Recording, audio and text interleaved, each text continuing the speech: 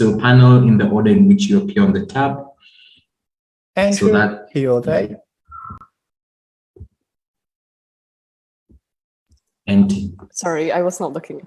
I did not know the order. Enteng Shiabe. right, Ilya.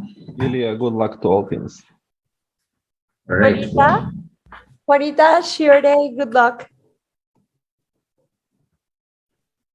Ryan. Assume that's me. Hi everyone. I'll be your judge. No preference with respect to pronouns. And yep, good luck for the round. I'm really excited. Hi, Rob. Hey, Wing. All right. Sorry, I forgot to ask. Do the judges also enthusiastically consent to streaming? Okay, I'm seeing thumbs up. So even judges enthusiastically consent more than debaters. Okay, we're now going to Gov teams. So opening Gov, introductions. You can let us know your name, speaking positions, and pronouns if you'd like. Hi, David. Speaking first. No preferred gender pronouns. Thanks. Hello, I'm Miko. I'll be speaking second. I have no preference as well. All right. Oh. Sajid speaking first, Shrodip speaking second, no preferences. Closing Gov. Devesh speaking first, Brian speaking second, he, him pronouns for both. Thank you. And closing up. Dylan is speaking first, they or he, and Jack is just going to take a piss, but he uses he or they pronouns. Okay. All right. Thank you so much. Closing up. We'll now do a couple of announcements before we get started. I can see one of my panelists has offered to keep time. I was about to tell you I'm lazy and I don't put timestamps, but I guess Narayan will put timestamps in the chat. So that's sorted. So the time issue, please pay attention to what happens in the chat. I also have a timer. So if you go above 7 minutes and 15 seconds, I will indicate with my hands that we are no longer flowing and your time is up. The second is with regards to time. Also keep your own timer so that you know when to ask POIs. You don't want to be asking POIs during protected time. So just keep a timer with you so that you know when to do this. The second is with regards to POIs. Firstly, take them. They're encouraged for engagement. We also enjoy them. So secondly, please state your preference prior to your speech. Do you want them in the chat? Do you want them verbally? Do you want them visually? Speakers respect the preference given by whoever is on the floor. When they do agree to verbal POIs, space them out, no badgering. 30-40 seconds is enough between POIs, so that you're not constantly interrupting whoever is on the floor. And lastly, speakers on the floor, when somebody is asking a POI, let's avoid cutting each other off. Give them like 10 seconds to ask their question so that you can be able to also pick out the question. Just avoid arbitrarily cutting each other off so that we can't hear the POIs that they're asking. Other than that, my next announcement goes out to observers. All observers, the following things are prohibited. You are prohibited from using the chat. You are prohibited from using your video. You are also prohibited from disrupting the round in any other way. So please, if you're an observer in the room, please do not interrupt the round. It's a privilege you're on the Zoom call and not watching live streams. So let's not abuse that privilege. Just let's not disrupt the round. Don't type here in the chat. Don't and show your video. I'm sure you get the point. Other than that, I think we're ready to start and looking forward to a wonderful semifinal. So I welcome the Prime Minister to start the round. Here. Hello, can I be heard? Yes, you can. Let me just turn on my camera. I will take POIs in chat. The speech has one content warning, which is there will be some mentions of abuse against religious and other religious minorities and other kinds of minorities. With that said, I will start my speech in 3, 2, 1. For a long time, the suppression of the self has been the foremost concern of humanity and their ability to be happy. We think religions that emphasize the self as something inalienable and something that ought to be preserved is something that will make people on the whole happier, and that exhibit more of the characteristics of centering the self are better than those that exhibit less of the characteristics that center the self and that reject the self. What are these characteristics we think are very good? One, recognizing that there is a diversity of human experience that emphasizes all these experiences are valuable and essential. The soul, the feather-spun person beneath the flesh is the source of your divinity, and that makes you unique and valuable. Two, the self is, and the existence of that self is positive and life is positive. That is, the existence of your individual experiences as unique is good and not temporary or unhappy. And number three is that the primacy of the self and the choices of the self we know today are good and are actual versus some greater obligation to an afterlife or to a god that requires self-sacrifice or the sublimation into a greater whole. These are the characteristics we think are good for the debate and, more importantly, what will be debated on. So number one, Agency. First, I will do the counterfactual, which is I will prove on our side we have much more of a diversity of experience and a respect for the agency of people. On our side, the conception of the self, where the difference of human experience is special and valued, is much more likely to lead to the acceptance of individuals who belong to sexual minorities excluded within the church, for women who have the rights restrained within religion simply for the mistake of being born a woman. We think that the ability to equalize experience is much more likely to cause significantly greater acceptance for these individuals for 3 reasons. 1, their differences are now highlighted as similarly a path to divinity and as a connection to God rather than one that is unholy and strays away from the pack.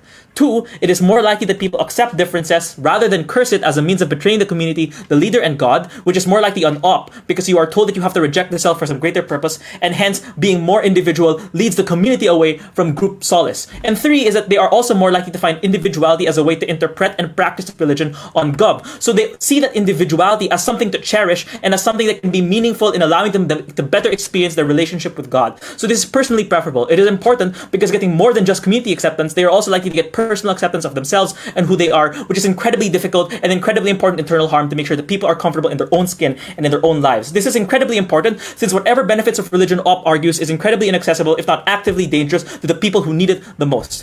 What does it look like on opposition bench? We think opposition leads to key repressions of agency. We think religion can typically be a highly oppressive structure a lot of the time, and balance and the greater structure of it can be difficult. If the source of value on our side is unique human experience, as we say, it is more likely that religion values doctrines that maximize the choice of people because they are primary individuals rather than the imposition of authority to introduce order. On their side, 1, differences are seen as a source of unhappiness and authority will take it upon themselves to do what is best for people to suppress this. 2, absent the ability to connect God from the self, it is not necessarily that you get it from meditating, but OP will likely seek it out from other higher powers, which means that they are substantially more vulnerable to politicization, they are substantially more vulnerable to a single individual controlling the reins and using it for their own gain. So, in instances where religion is coercive, you get 3 harms on OP. 1, certain minority groups on the color of their skin are more willing to be suppressed or experience a suppression more because you view their individuality as an affront to God and something that should be expunged. 2, you defer a lot of authority rather than democratization on the ground, which makes it vulnerable to co-optation and politicization. This means that these religions are more likely to be used in the aid of authoritarian governments. They're more likely to be used to suppress people in the name of power. And number 3 is that you all experience internal suppression, which is super vicious and suffering. That some people will be individual and unique no matter what, but they feel that this part of themselves is something that is broken, something that is flawed, because it makes them want to cherish themselves, but this goes against every belief that they have. They are born with preferences, they will be different somehow. Everyone has something that makes them different from someone else. That means every person in the world will experience some level of suffering and some level of despair because they can never truly reject the part of themselves that they are born with and had no control over. Why should you weigh this argument massively? 1, because it talks about vulnerable groups who have very little opportunity to fight back, who are most likely put in positions of deep disprivilege and need the solace the most, but are at the same time removed from the solace. Number 2, it has the potential to throw societies in upheaval and conflict because religions and OP are most likely to descend into violence and suffering because they are vulnerable to a large leader who is comfortable in suppressing the individuality of people, leading to large-scale conflict and politicization. And number 3 is that this tyranny over the self cannot ever be mitigated because it is coming from you. Something an external body does not have the similar amount of harm. You yourself are the one that experiencing causing this massive physical harm and mental harm to yourself that will go with you for the rest of your life. This is why we think a world on opposition is a world not worth defending. Second argument though, we think it is also easier to convince communities to come together and help the most vulnerable, help the poorest in the world. Our counterfactual being centered on the self doesn't mean that OP is centered on other people. Indeed, we actually reject that and say our side makes people better for other individuals. 3 reasons why. Number 1, if human suffering is unimportant and is temporary, it is much easier to justify deprioritizing the well-being of other individuals in the name of justifying their spiritual happiness, despite the fact that they are suffering on the ground. 2, especially when your individual life is an illusion that causes unhappiness and your struggles are unimportant, it is easy to sideline their issues by calling it a necessary part of human life. So not just saying that it doesn't matter, but that it's obligatory that they suffer. And 3, assuming the desire to do good was the same on both sides, which we categorically deny from the first 2 premises, the manner in which you do goods is also worse, right? They are more likely to support interventions that impose on people. So kitchens that alleviate some suffering now but keep people locked barely above subsistence instead of consulting people for what they actually need, like building schools, building roads, building hospitals based on the real lived experiences. I'll give the 4th mic after I take the POI from CO. Go. Rejection of the self means that you believe that differences are incidental. When you center the self, it means you value those differences as being something that is fundamentally part of your human experience. And yet, since these differences are incidental, they must be removed. They're clearly unimportant to people, they're clearly unimportant to you, and can be removed. So even if they are incidental, that makes things even worse, as opposed to something that should be expunged from people. Fourth mechanism, it's easier to relate to others because even if experiences are unique, you can find some broad themes and acknowledge that they have a self that is just as dignified as yours. Whereas if on the up, people are all the same and there's no underneath the person, right? There's nothing underneath the soul that gives them that uniqueness, then it is not sufficient to see them as worthy of dignity. Hence, why is this really, really important? Number one, religion is the largest charity in the world and the largest outpouring of aid that humanity has really ever seen. So we're just like losing out on a gigantic amount of aid, gigantic amount of resources to uplift people out of poverty, particularly because of the structural reasons saying that this suffering is indeed necessary and important to keep in place. Number two, they're also most likely to target areas of poverty where no one goes, that have very few people to support them, because they still see these people as worthy of uplifting in order to unlock their choices and make individuality available to them. But number three, I also want to point out that on ours, it's not just physical spirituality, but physical help, but also spiritual help that allows people to experience solace and happiness in ways that they could not, especially in particularly oppressive places or places where they feel the most amount of suffering. At the end of this speech, unambiguously, categorically, the center of the self is precisely why government is the center of this debate. Affirm.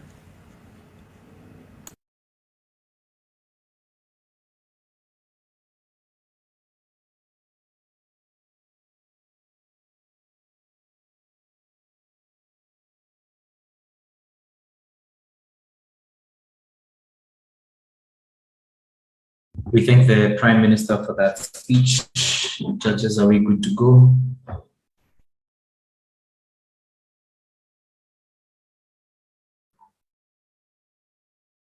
All right. I think we're good to go. Okay. Leader of OP, we welcome the leader of OP to start the opening opposition case. Here.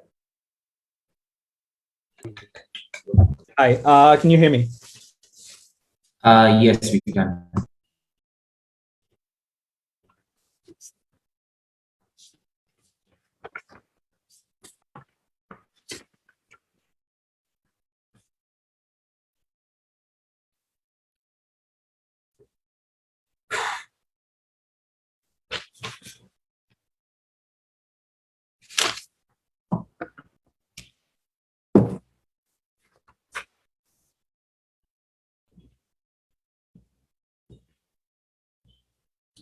Cool.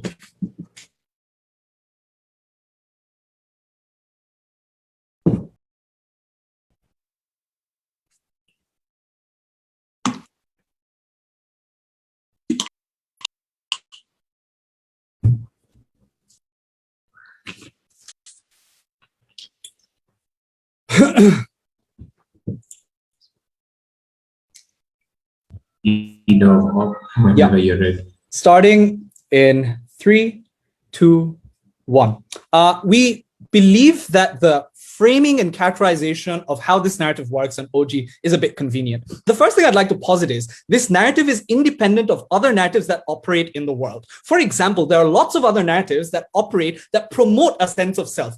Things like capitalism, things like other reasons like basic biological needs where you want to earn more money to live a better life. All of this exists devoid of religious influence. What is the reason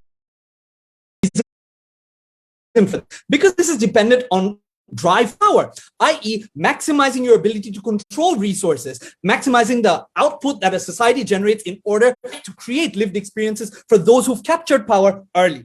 This debate then happens in a world in which these natural drives for self-preservation and importance already exists, but counterbalances that with religion that says maybe this narrative is not important. So the first thing I'd like to posit is having multiple narratives is in and of itself a win. The first reason for this is because different people end up having different degrees of success in life by virtue of a plethora of reasons that I'll get to in my second extension. But I think this is intuitive enough. Some people are born rich, some people win worlds, some people don't end up in semis. What the point of this is that when you get individualized success, you can still get happiness by subscribing to particular amounts of narratives that exist in the world that tell you that individualized success is important, versus some people who don't end up winning the capitalistic zero-sum game and fall at the bottom can subscribe to religion and therefore get contentment out of this. If you look at the world empirically, the richer you are, in a lot of cases, means you're more educated and you've opted out of religion to begin with. That's a good thing because that allows you to subscribe to that form of happiness. So the first and most fundamental attack to OG is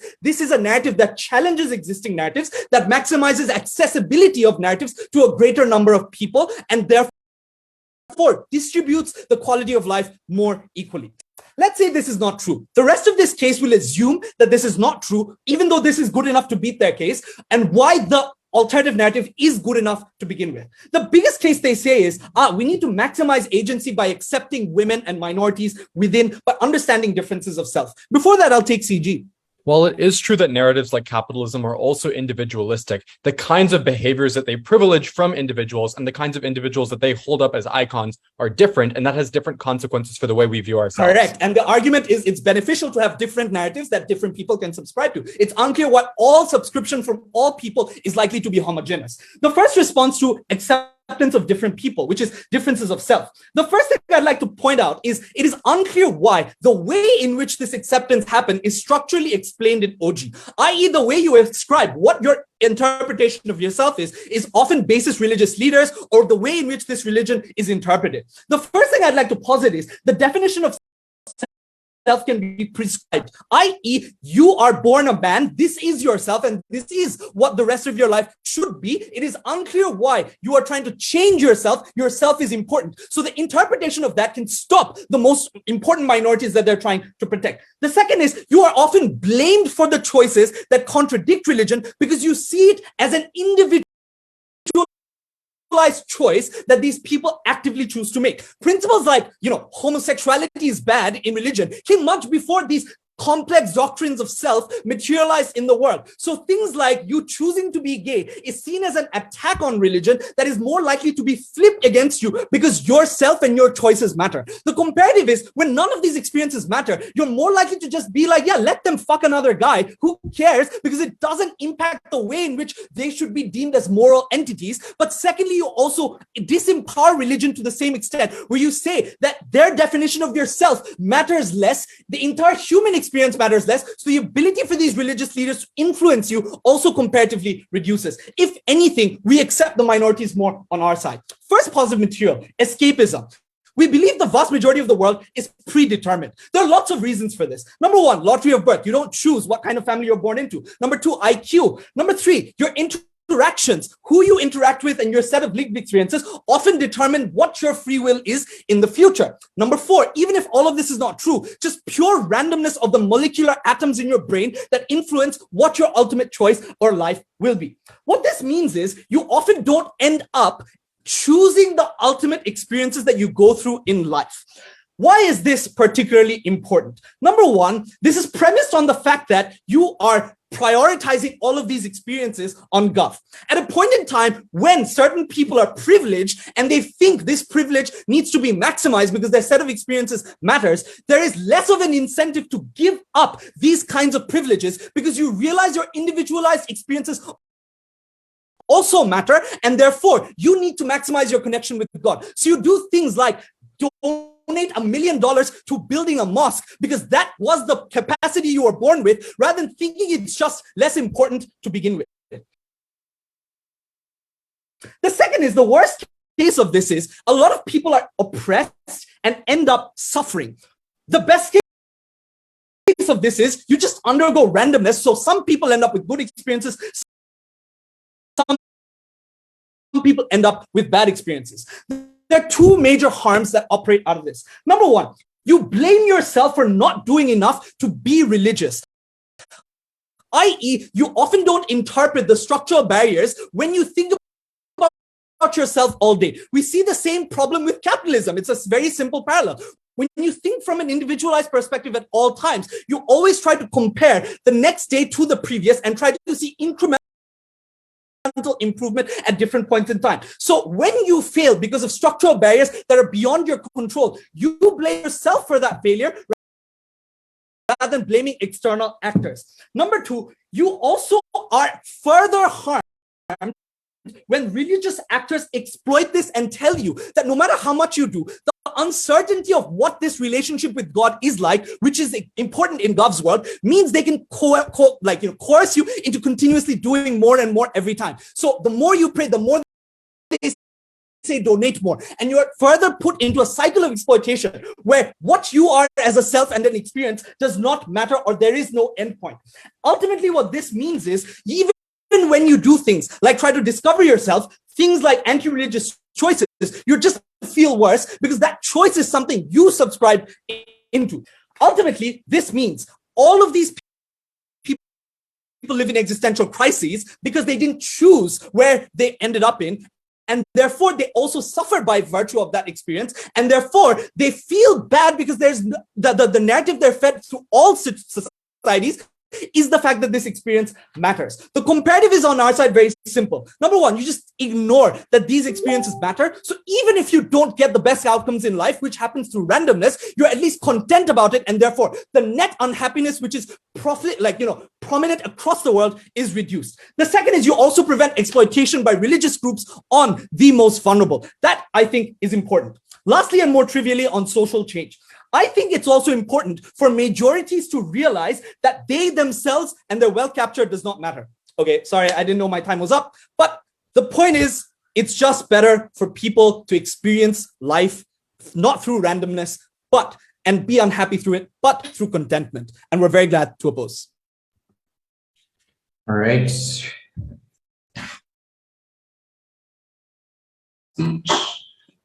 Judges, are we good to go?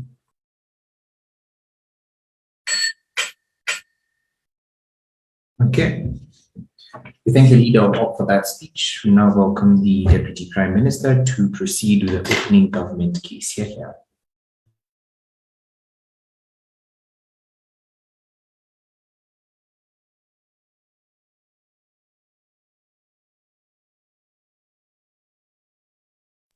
Can I be heard? Yeah, all right, great.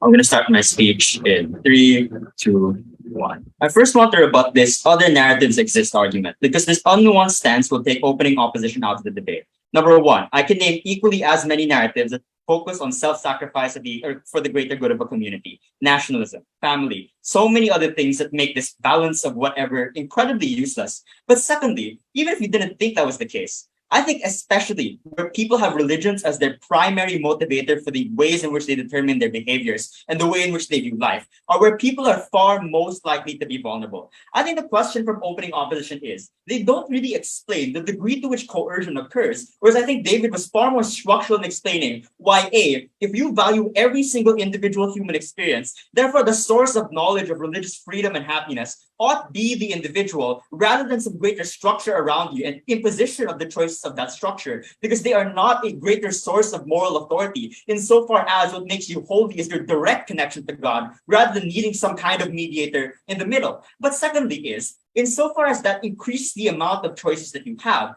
for people that are especially vulnerable, this has two benefits. Number one is if religion is the main motivator and influence in your life, it makes it much less likely that these figures are going to be more oppressive.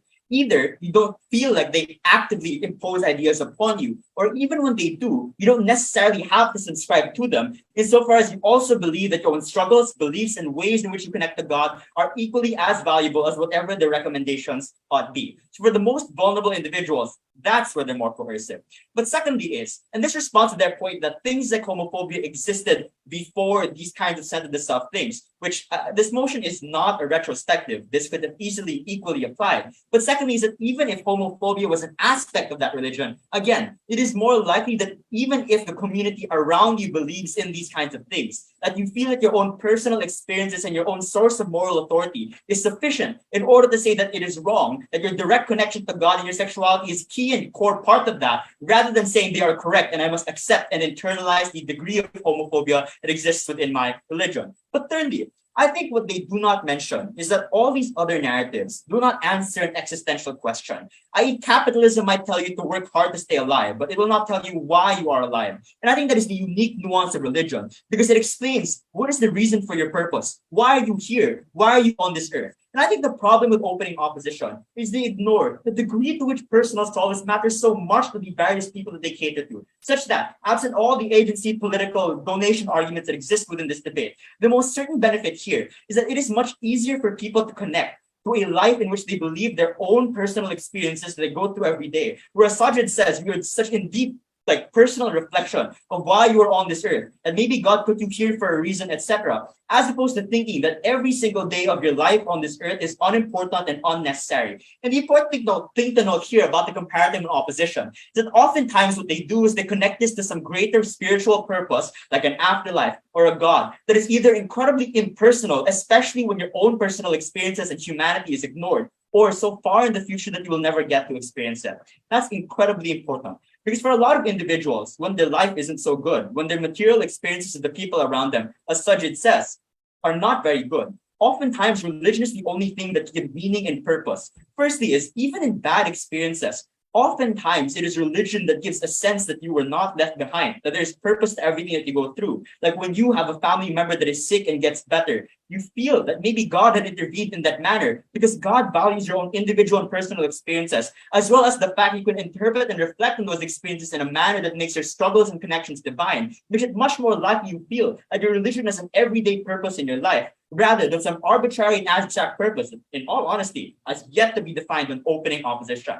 So that's incredibly important, precisely because I think it is the most accessible benefit in this debate, absent of all the other environmental factors that might exist as a consequence. But the second thing to note here is, I think David argues quite concretely, why is it we get people to rally together in such that we think human experience is valuable, that human struggle is like, and we should remove human struggle and ensure that they are recognized as important and as valuable, and that you can connect to other people, you're more likely to get donations that also reflect the kinds of agency that they experience.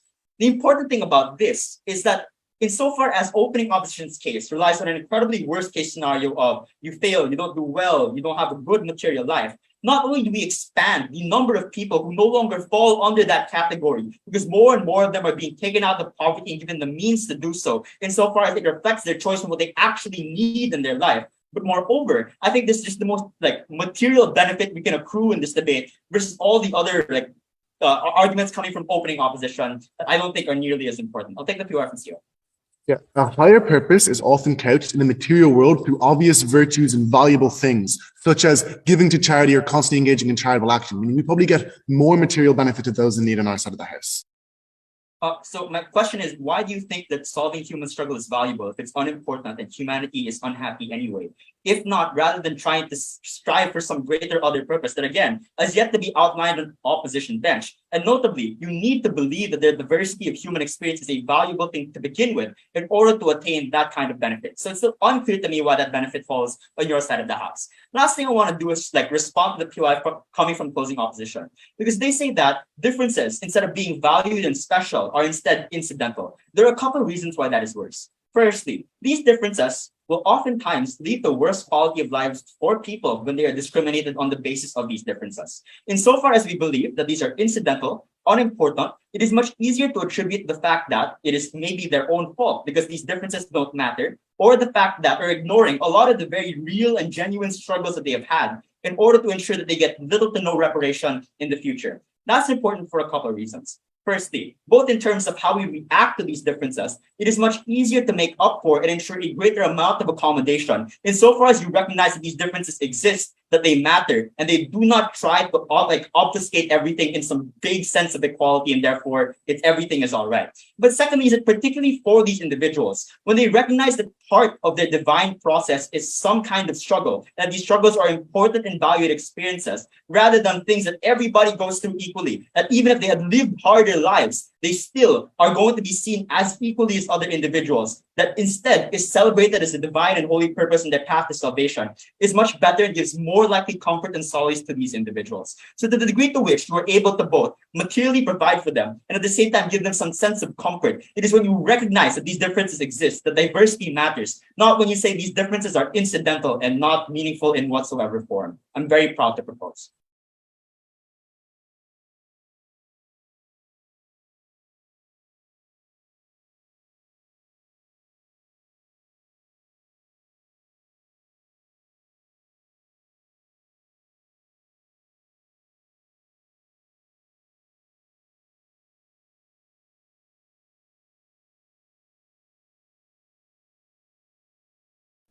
All right. We thank the Deputy Prime Minister for that speech. Judges. All right. We thank the DPM for that speech. We now welcome the DLO to proceed with the OO case and conclude the opening half here.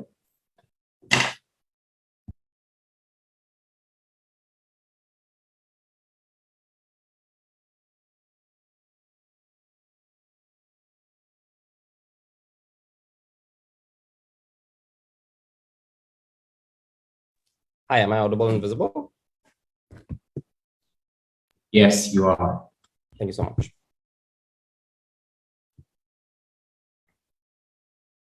I'll start my, okay, actually, before I start my speech, just want to say that the opinions of my speech do not reflect my own opinions. It's just on the basis of competitive debating, not of my employers or anyone else's. So with having said that, I'll start my speech in 3, 2, 1. The biggest assumption on opening government is that because you have a religion that centers on the self, somehow magically all unique experiences are going to individualize to the extent to which religion becomes all inclusive and caters to everyone. We tell you that this is a massive assumption, and B, massively convenient. I'll explain structurally why. Because what you need to realize is this obviously operates in a world that exists today, which is to say that vast majority of religions came about in either before Christ or after Christ in the 6th centuries, 1st century, and along those timelines. In those timelines, it was necessary for religion to do 2 things. Number 1, establish social order through a set of principles that were then endemic to their time. And number 2, it was also important in order for a lot of people to capture power and rule over particular groups of people and so on and so forth, which means that the hierarchical structure that religion has and generally operates under is important in both sides of the world structurally because of the way in which religion operates. Now the question is, how is it then relevant for the the self experiences and so on and so forth? In center the self experiences, you have choices, experiences, struggles, and connections to God from an individual perspective that are important, right? But nobody necessarily is essentially born an expert of religion, which means that generally speaking, when it comes to like seeking religious help, seeking religious advice, you still go to people for religious, so priests, mullahs, and so on and so forth, who are on top of religious hierarchies and so on and so forth. But what is unique to this particular experience of choices and so on and so forth is that you value these choices to utmost importance, using religion as the litmus paper to judge all of these choices. What do I essentially mean by this? If you are then an individual who is who wants to choose to be an alternative sexuality, you ask yourself, would religion allow this? And the answer to that is no, religion wouldn't allow this because religion subscribes something else. In order to establish your connection to God, you need to be of a particular sexuality for that connection to be established. For opening government's argument to come into play here, they have to advocate for the non-existence of all forms of religious scriptures that came about in the world in one way or the other, which we think is quite impossible in this particular instance. What is then the comparative on our side? The comparative on our side is individual choices do not matter as much. What does this mean? This means that your spiritual connection to God generally and the fact that you have an afterlife and so on and so forth are things that matter more generally. Why is this that important in those particular cases? Because your ability to judge someone else for their individual choices goes down the point at which you do not think individual choices matter as much as you think it is. But yes, under our side, yes, you still think it is possibly a sin and it is something that is an aberration from religion. Yes, but you do not put as much importance to this as much as you do in government's world.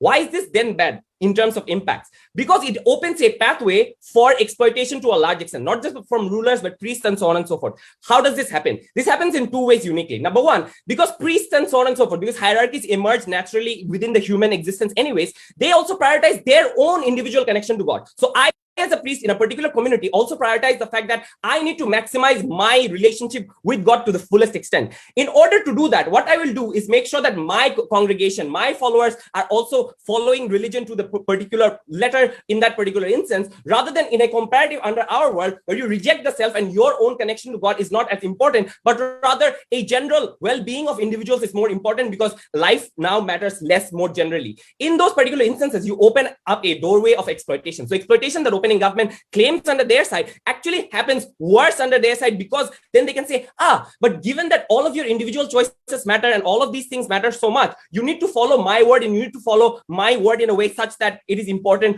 for it is important for you to then maximize your happiness under religion. And that's quite important in this particular case, right? Because then you allow. But secondly, generally speaking, your ability and the way in which you see others changes, and that is particularly important. Why do I say this? if individual choices are important, individual agency is important, and so on and so forth, you see, as a Christian, I'm making Christian choices, and that is very important because my individual connection to God is very, very important. In those cases, you judge anyone who is not making those Christian choices because these are of utmost priority to you. You believe that making Christian choices in this world is the most important thing for you and for everyone within your congregation, which opens up a pathway for A, otherization of different individuals who are like generally minority religions, but B, otherization of individuals even within your family. So if you think your son or daughter is probably becoming someone of alternative sexuality, then you start suppressing them, and that's horrible. Before I move on, I'll take one from closing up. So even if hierarchy is bad in the abstract sense, what you've yet to prove is that given that hierarchies do exist in either world, why, if I'm doing what the hierarchy tells me and that makes me a happier person, why that's an intrinsically bad thing? Okay, that's an interestingly bad thing, mostly because we have accepted generally within this debate that religion is, it generally gives you certain horrible ideas because of the way in which structural religions have come about. So for example, vast majority of major religions in the world, 6 to 6.5 billion people, maybe even more than that, exist within religions that came before 6th century and before, which means that is quite horrible in general in this particular instance. That is why it's important for you to reject the self, and the hierarchical teachings coming in are not as important, which means that in a way, because you're rejecting the self and because you're rejecting that this life is something that is way too important, you're able to then abstractly find happiness in other sources. And this is where Sajid's argument becomes very important, right? In a capitalistic world where you don't have a lot of control over a lot of things, and this is not just this is not just restricted to material wealth, this is also restricted to things like religiosity. Vast majority of us, if we look at it from a religious lens, even religious people commit a lot of acts of sin throughout their lives. In those circumstances, if they then come to assess their life as to, oh, what about my individual connection to God? You end up in a self-deprecating state where, because you did not have enough money, you did not have enough time to pray. Because you did not have enough money, you did not have enough ability to contribute to religious charities, religious peace, and so on and so forth. That's why you go into a self-deprecation mode, because people who have power always have captured more important places in religion by dint of things like contributions, by dint of things like capturing positions of priesthood, and so on and so forth. In those circumstances, a rejection of self uniquely allows you to then tell yourself that, look, I have made sins in my life. I may not have been as rich or even middle class to a certain extent, but because this life is not as important, I can prioritize something else and I can get happiness from something else. This is uniquely important in this particular instance because things like nationalism and other collectivistic identities do not uniquely allow you to access happiness from these things, because even things like nationalism and so on and so forth are tied to some form of collective material like goal, such as like economic growth and stuff like that. This is a unique form of identity that allows you to abstract yourself, put yourself away from the material life that you have, and then get happiness from outside. And that happiness is the true form of happiness that you can get. Under our world, you have less religious exploitation, and under our world, you have happier individuals. Incredibly proud to oppose.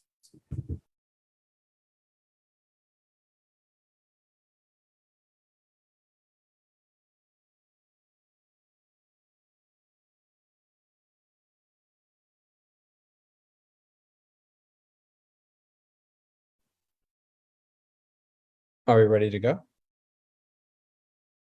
Cool. Before I start the time, I just want to say like 2 quick sentences. Number one, I want to thank Brian, my partner. This has been an incredible run. I don't think we ever thought we would get here. And this is probably our last chance at this tournament. And so thank you for making the last 3 years of debate like just an incredible time. I wouldn't have done it with anybody else. And secondly, thank you to all of the other teams and judges in this room and throughout the tournament. I mean, if we don't make it to the final round, we're definitely going to be cheering you all on. All of you are fantastic debaters and are really setting the pace for this activity. So it's just a pleasure to be in this round with all of you.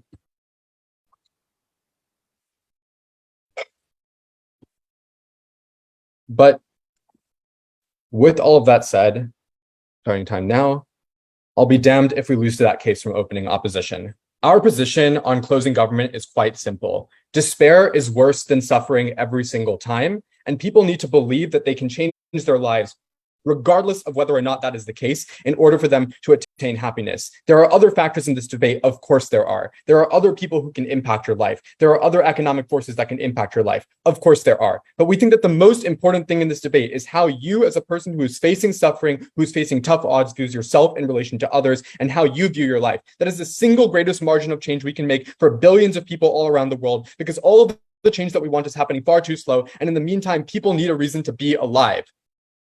There are several premises to our extension. The first premise is many people suffer right now. Fortunately, OO gives you all the mechs for this, so I'm going to skip it, but the reasoning is quite simple. Yes, deterministically, there are reasons why people are given a poor lot in life. There are systems like capitalism that include and exploit certain groups. There are immaterial differences that nonetheless get privilege for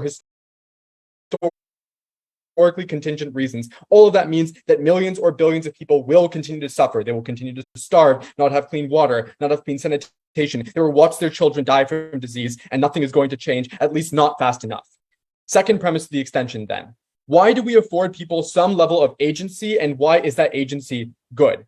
There are 4 mechanisms for this argument, and what we're going to do is be as comparative, specific, and exclusive as possible, engaging with the best form of OO's analysis on all of these claims. But briefly, what do we do on our side? We tell you that even if your condition is bad, your individual contribution to life still has matters. And I think an example of this is Hinduism, a religion that has karma, which says that what you put into this world will come back to you in some form. And if it doesn't come back to you in the form of other people treating you well on this earth, it will come back to you in the form of a future life where you can reincarnate and have a better life in the future. Simultaneously, it tells you that if you're in a bad situation right now, it's not your fault, because that's the consequences of a past life that you could not meaningfully control. But what matters is whether you benchmark yourself from where you are and make a difference in this life. That's what's going to matter. I'll mechanize why this is what religion will look like, but I think that is the most prominent example. 4 mechanisms. The first one is you give people an internal locus of control. That is, people now have a sense of control over their life, and religion tells you that you can do X and that can improve your lot in life or in heaven. Whereas on their side, you necessarily have to be agnostic to what religion tells you to do on this earth, and so you don't have that same sense of purpose and belief that change is possible or that change is good. So yes, they're going to say this could be bad because religion is going to give you bad things to do, right? That maybe you're not going to do the things that are the most helpful for you, or maybe you're not actually going to be able to achieve those things. Our claim on this point is quite simple. Just the belief that doing something has the possibility to help is enough. In the same way that standing up and smiling can improve your mental health, regardless of whether or not your back condition gets any better or you have to go back to working an 8-hour job. In that very same way, just taking the first step puts you in a mental frame that you are in control of the situation, and our brains are programmed to shut down when we believe that we are helpless and unable to control our situation. This is why we are concerned about learned helplessness in babies who don't get to engage or move around because they feel like they don't have control of their circumstances. And even at the age of 1 or 2, it can have a dramatic impact on these people's brains. The same is true for human individuals.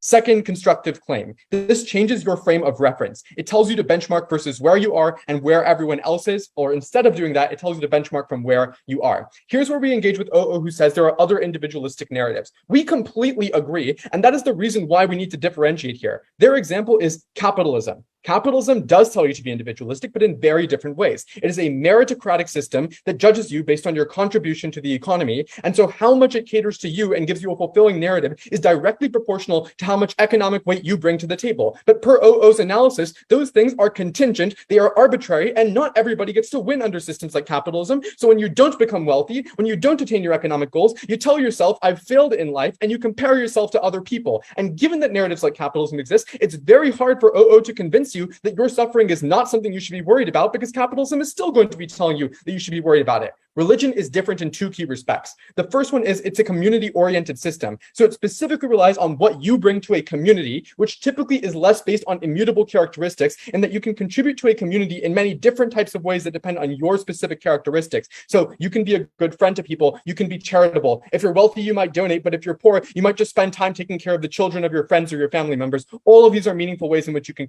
contribute. The second way religion is different is that it directly has the goal of proselytizing and getting as broad a reach as possible. And so it tries to be favorable to the poor, since that is the majority of people. That is the reason why Catholicism says it is easier for a camel to pass through the eye of a needle than it is for a rich man to enter the kingdom of God, and emphasizes the good works of the poor, even though the lot in life that they were given is so much worse. This also then can directly engage with the hierarchy claims that we get from OO.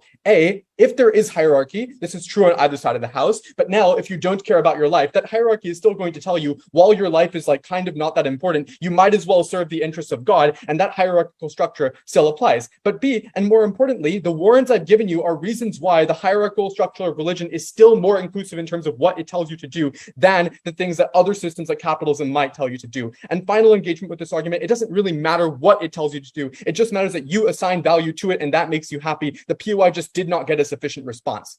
Third mechanism, people can actually make change in their lives and the lives of others, and that's a real benefit. So even if it's true that like determinism is there, even within determinism, what belief systems you have does preset what kind of outcomes you're going to get. And our claim is when you believe that you can make change, you take those additional steps, right? You actually make effort to contribute to your family, to your community. You try to edge up a little bit better. And a small number of people actually agitate for change and try to change the world. And that can have really meaningful impacts. Before that, I'll give closing a shot. Obviously, this is dependent on your understanding of what it means to reject or define the self, but obviously that changes on the comparative. What do religious structures do on your side? I'm about to get there, but really quickly on this point, I think that when people agitate for change, it A, gives other people hope, but B, actually does create change. And even a small number of people trying to change the world because they believe it will help them get closer to God or make a difference, we think has a huge impact that Brian will weigh in the next speech. Why is a counterfactual worse? A, other individualistic narratives are still going to dominate the analysis from before. B, you might say you should just care less about your suffering. Here's why we think that this is not enough to overcome our case. The first reason why is just despair is stronger than suffering. People can adapt to suffering in that they can re-benchmark where they are over time and find a way to live with it. But also the margin of change in just forgetting that that suffering is happening is very, very hard on your side, not just because of other narratives, but for two additional reasons. One is that suffering has a physical element, is that even if you don't care that your position sucks, like if you're hungry, you're starving, you're going to feel that pain either way. You can't really change that. And two is that suffering is a relational element, is that even if you don't care about the fact that you are suffering, if your kid is suffering, you're still going to feel pretty terrible about that because they might not have the same beliefs as you. So what matters is that you believe that you can try to improve your condition, and doing that still makes you a good person. Doing that still assigns meaning to your life. At the end of the debate, change is going to happen slowly, but even when it comes to change, we get more of it. If we don't get that change, then what's most important is that people feel like their life has meaning, and for billions of people for whom change is too slow, they continue to trudge forward. We are exceptionally proud to propose the motion.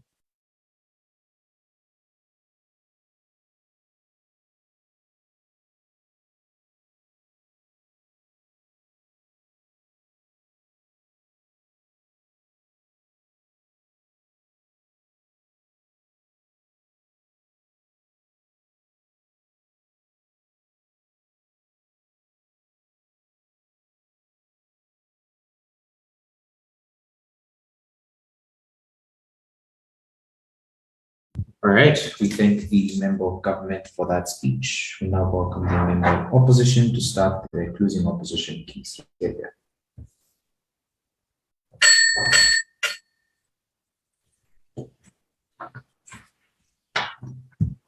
Am I audible? Yeah. Yes, you are. Cool. We need to look for God in the machine, the structures which disseminate God's words for good and evil. We will talk about religious structures and why they are far superior under religions which reject the self. But firstly, three things to say. Firstly, as if this has prefers motion, it's not retrospective, but it's just a general assessment of how this kind of belief changes a religion, what they teach people, but also the kind of structures which inform it, i.e. whether a religion with this doctrine is better than one without. Second thing to say is that, as you can see in the rest of this debate, oftentimes our understanding of what it means to reject the self or to center the self are based off of subjectivity and the connotations and the teachings and the interpretations which are foisted upon us, or at least engaged with, to us by religious structures themselves. As a couple of examples for this, I think you can say that, for example, OG's idea about direct connection to God, you can say that that could be dependent on a mediator like a priest, or you can say that it's direct in and of itself. That depends on what you understand rejecting or accepting the narrative to mean. The idea of differences, whether they matter in a moral sense or whether they should be something we should value, etc., all depending on what on how you internalize the rejection of the self in and of itself. I also think that the idea from DLO here and gay people being accepted because of their choices and stuff like that is also dependent on what kind of structures the religions have and the incentives they have in terms of how they portray this belief towards people. The third thing that I want to say, and this is to do with closing government, is firstly, I just don't understand why we can't have agency and choice on our side of the house. That's not what this narrative is presenting to us. But secondly, I think that even if you don't have a sense of your internal perception of experiences being valuable as something you should strive for, that doesn't mean you don't fight for other kinds of purpose, which is to say religion oftentimes is based on the idea of morality and virtue. I think it's actually better in a lot of instances if someone is fighting for justice for themselves because they believe it is just, rather than the instrumental benefits that they will get from it. Now, moving on to the extension, a couple of things. Firstly, why does this narrative form religious structures? Firstly, it's extremely strong because it forms the basis for all future doctrine, i.e. as a moral question of religion and the theontological questions of your relation to God, you first must have an answer to the question of human experience, which is to say whether your lives are valuable or not. Secondly, I think they form from their nascency. Even if they don't exist in such defined terms at the inception of religion, the fundamental question of humanity, i.e. why do we exist, is one which religions seek to answer because science cannot. Therefore, this forms a necessary part of the answer to that question in the initial stages of religion's formation. Thirdly, in terms of belief, right? Individual believers, when the religion was in the minority, oftentimes strongly believe in the doctrine of that religion and form the structures of religion on that basis. And also this incentivization leads to two things. Firstly, you would get internal disagreement if you went against the message of the religion in terms of the structures, but also external criticism for being hypocritical if you set up a religion's structures in a way that was antithetical towards the belief systems of that religion. Therefore, the belief system, or like this specific belief, is likely to form the basis of the structures of religion. How does it change religious structures? We would propose to you that it becomes less hierarchical and in turn, and it has more checks and balances and more accountable structures within religion. What are the reasons of this? Firstly, you have less incentive to seize power as a believer, as an individual member of the church, whether that be a priest or an imam, etc., because you yourself don't believe that experience of power will be something valuable in and of itself. Secondly, there's a conceptual translation here, which is to say, when you center the self, you center the idea of struggle and overcoming. It positions an ability for someone to be superior over others, as can be pointed to, i.e. myself and my experience are better because I've seen more of the world, or I have a better connection to God, etc. It's necessarily a qualitative thing that can be differentiated within people and also differentiated along levels of power, i.e. your ability to portray yourself as being that individual is not necessarily tied to your actual being of that individual. You also have less legitimacy then, therefore, if you were to try and seize power on our side of the house, because no one human experience is intrinsically valuable. No one understanding or interpretation of religion is intrinsically better, and therefore greater experience is an overall better thing. Thirdly, I just think epistemically, you're less likely to tie into one individual's belief about what a religion is teaching you, i.e. like an individual priest or imam, because you don't believe in the speciality of their experiences any more than you would believe in just the general understanding of things. Therefore, overall, it seems to be the case that religions are going to be less hierarchical in their structure because the ability to seize power and hold onto it and not relinquish it is much, much decreased on our side of the house. Now, hierarchy. For the reasons outlined, religions develop to be less hierarchical, yet more councils and fewer popes. You get fewer, priests being told what they must be teaching on their sermon on a Sunday. You get less individual priests, not foisting their individual beliefs on their flocks, right? Therefore, you have three key impacts. Firstly, more checks and balances, because elite capture is extremely difficult under our side of the house, because you're less able to do things like manipulation, like acquisition of power, and the ability to do things like massively increase tithes when the harvest hasn't come in properly. The ability to hide scandals of abuse and that kind of thing. You instead stick to things like altruism and virtue formation as the premises of your beliefs. Secondly, you get less rigid doctrine, right? Because there's less power or incentive to have a set belief structure, because your self-understanding, your individual understanding ought not necessarily take primacy within the larger religious structure, which means three things. Firstly, you get more liberalization over time as the trend of humanity liberalizing is now allowed to coalesce with the religious trend that is hamstrung on their side of the house. Secondly, you can get more personalized belief structures, i.e. individuals can attune their own beliefs based off of their experience of their life, based off of the holy book, or what they themselves believe to be their interpretation as being more correct. It's more flexible and therefore gives people more fulfillment. And thirdly, you get less manipulation of doctrine towards the negative ends of individuals within it who attempt to seize power, who want to swing politics, or do other things like that. And thirdly, you just get less authority in and of itself, right? Because individuals' ability to pick and choose either whether they want to be a member of religion, or the degree to which they enter into that religion, or the degree to which they can pick and choose some beliefs but not others, and get homeostasis between different religious beliefs, is much, much higher on our side of the house. Before I move on to the weighing of this opening government. If morality is now the basis of meaning, don't religious authorities still rise rather than one where religions overall think that individuals have more say over their connection with God? Surely when religions respect choice, no matter that morality, it can't impose.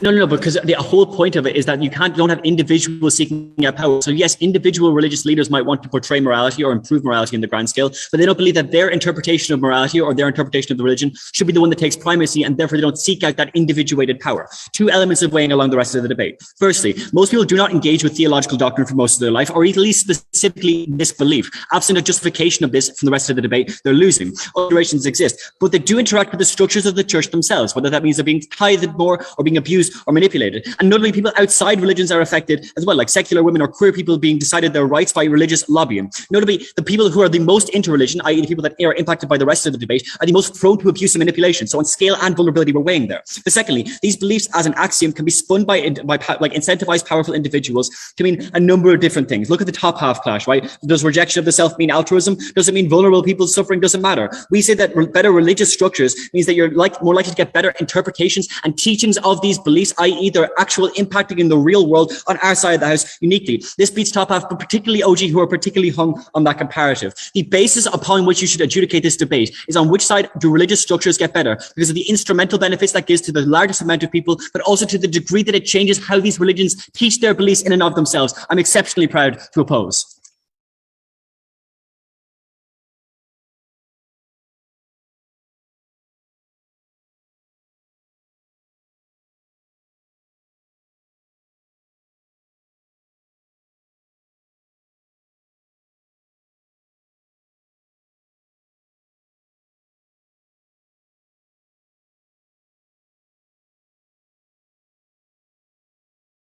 All right, we thank the member of opposition for that speech. We now welcome the government to conclude the CG case. Judges, are we ready?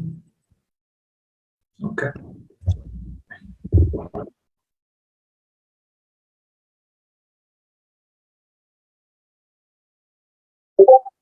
Okay. I'm good? Audible? Yes, you are.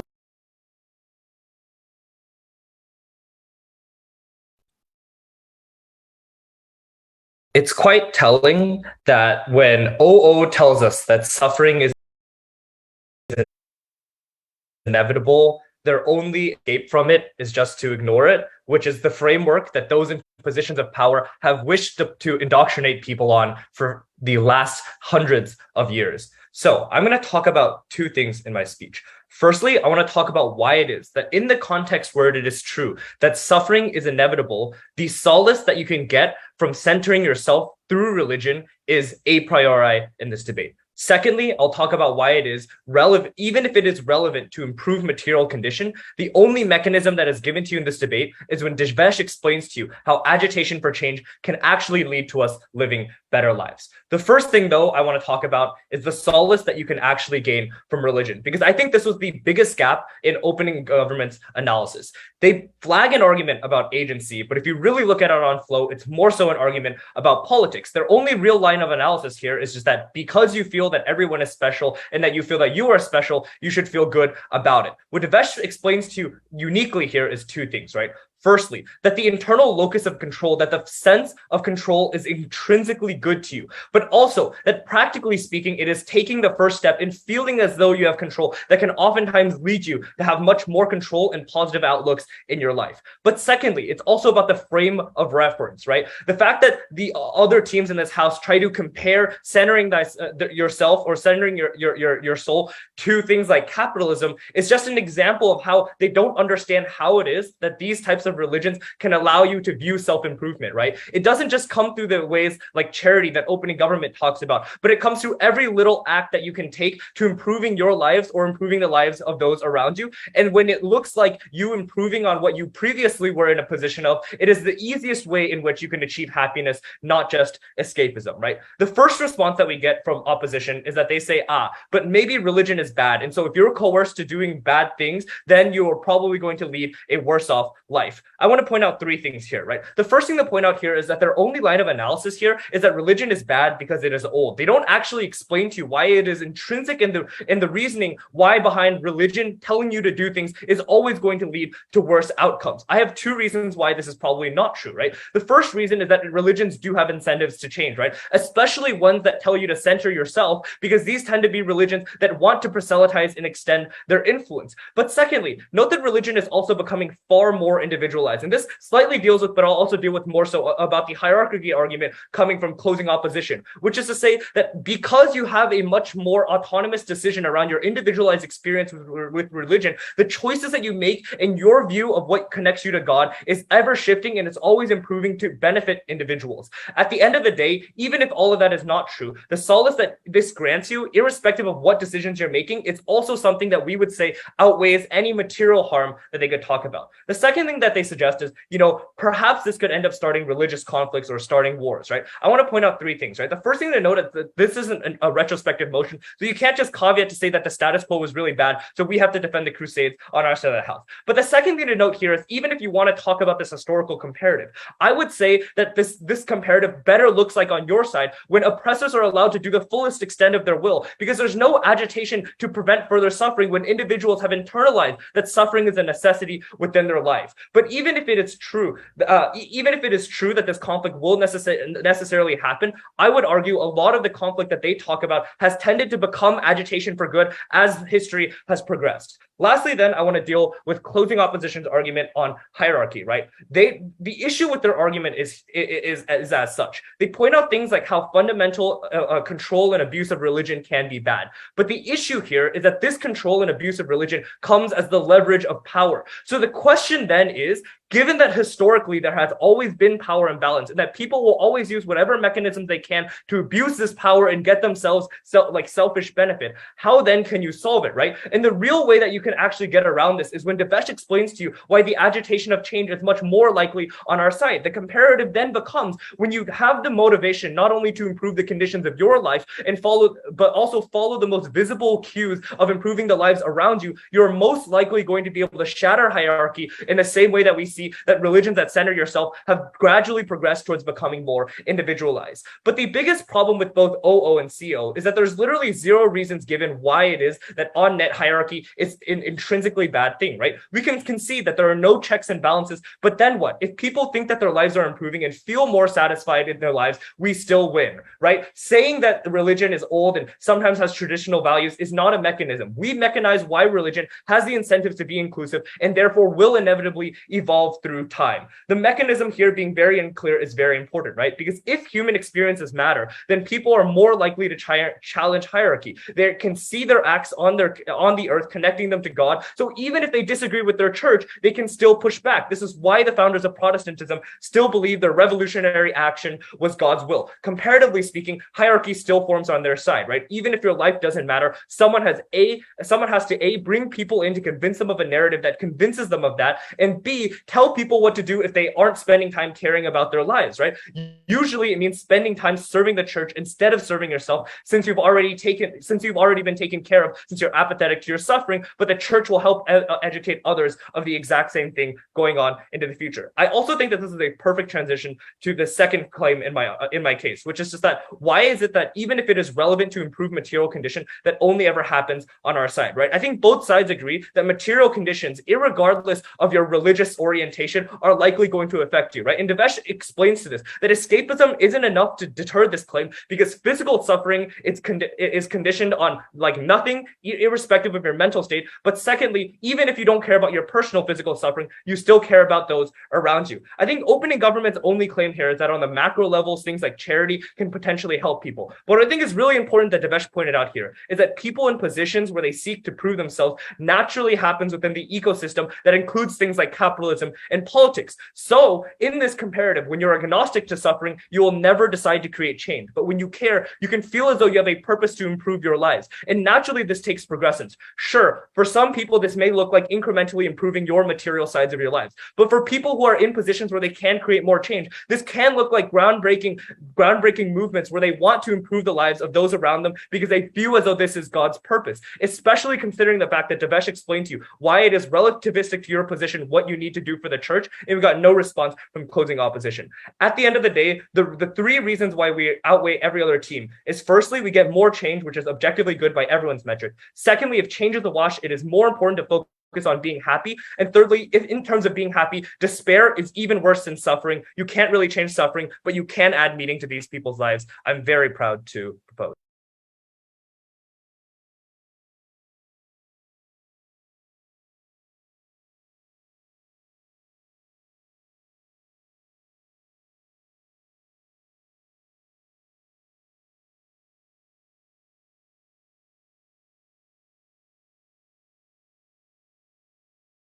All right, we thank the government whip for that speech.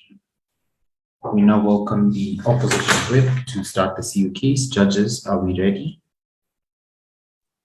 All right. Opposition whip.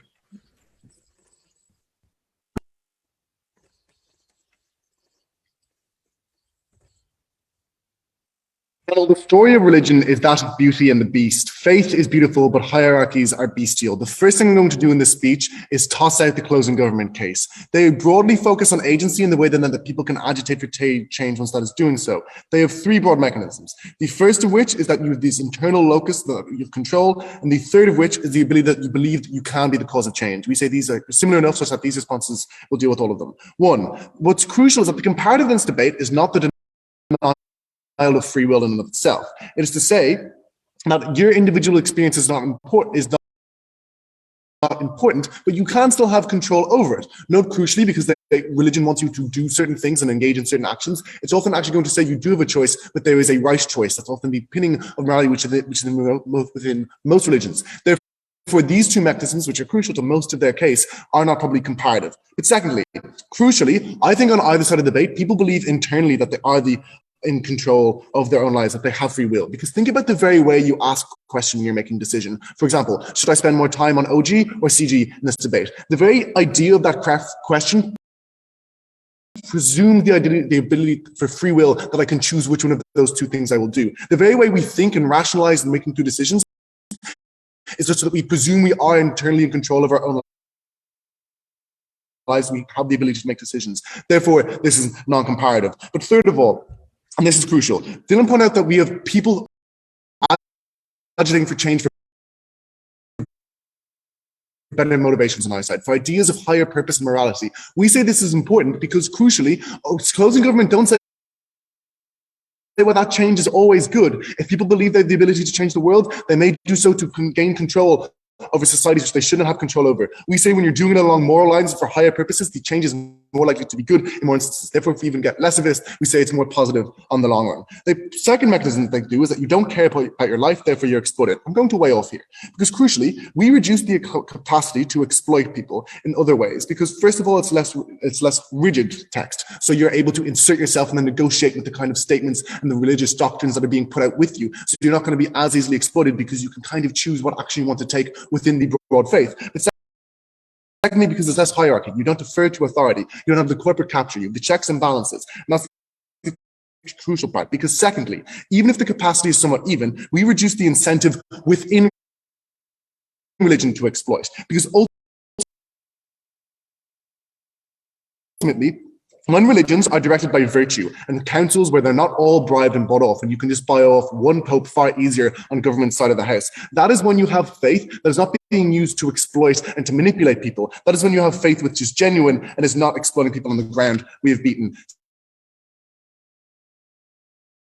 The first thing is on agency. I'm going to rebut this. We point out in the POI that the very valuation of differences is in and of itself is what makes you differentiate between people. If those differences are incidental, you don't care. The response to this is, yeah, because it's unimportant, we're going to attach some importance to it. Obviously, that's very hard to do within the faith where you're saying the self and characteristics and identity within the self is not important to then go forward, but my decisions were right and these are other. And this is the best part. The second response here is authoritarian identities on government bench, because crucially, the people at the top of the hierarchies, they say my individual experience is what is important, because that's how they relate to people. They can only use their own individual experience to prove this, meaning you get very, very majoritarian identities being expanded by faiths. This is what we've seen historically through Christianity, and what continuing in the status quo. So crucially then, you dissuade those unlike you, meaning ultimately you do get less, you do get more targeting of minorities and so on their side of the house. Their second broad case is that you will help others because their experience is special too. Note this first, the response to the first part of the case takes us out. Anyway, I'm going to just trade this off because crucially, as pointed out in the POI, if people are living according to higher purpose more and more, this often looks like things like giving to charity. And if they're spending more time on this probably just trades off, right? The idea that, yeah, sure, you may have a motivation to help people because you believe they're special, but on our side, we have a motivation to help people because we believe it's what we're meant to do within this material world, and therefore these things trade off. What are the responses we hear to our case? I just want to toss these out. The first is that there's still morality existing, so you get hierarchies because people just expound other people's things. Dylan responds very clearly that you don't seek out the power, though, so you don't try to create a hierarchy within your religion, even if you are making moral statements. And the best part about this is that the reason why you do not create a morality, you do not try to create a hierarchy when you're calling out different moral claims, is that doing so would be a contravenance of reality is probably somewhat centered on rejection of the self. If the self is not important, you should not say be lustful or have huge problems. Should be at the top of this. That is contravening that very morality is something you are unlikely, in fact, not able to do anyway. Secondly, the good whip posits incentives to change over time. Sure, but you have more elite capture, meaning those incentives are reduced, and also have more rigidity, meaning it's harder to change with the time to obviously win this comparatively. And third of all, the leverage of power, the idea that anyway religion would have been used as a leverage of power. It would have been tried to, but we are clear. You have less ability to use religion as leverage of power because you have checks and balances, you have open interpretation, and you have less deference to authority. So in this case, clearly lands. Before I weigh this all, opening government, shoot. So if it is the case that both narratives can be subjectively interpreted, then your side also can't make assumptions about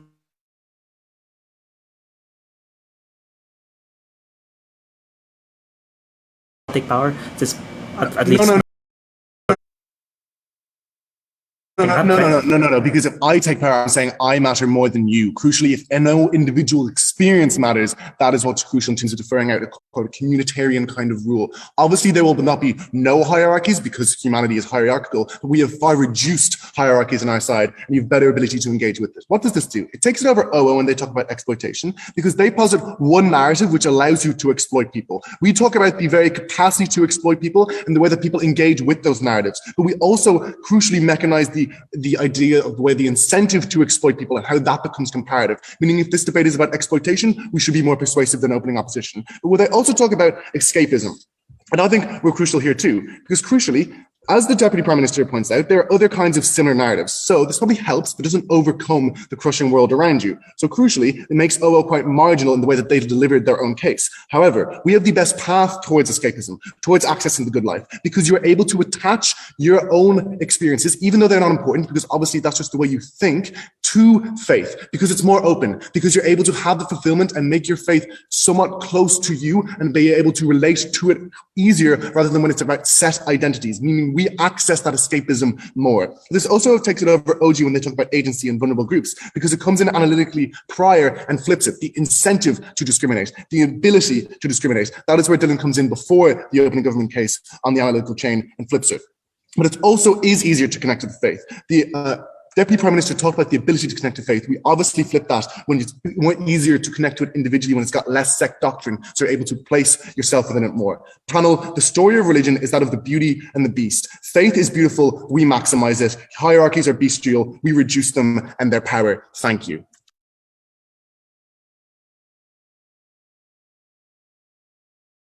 We thank the opposition for that speech. We've now come to the end of the round. Congratulations, everyone. Well done.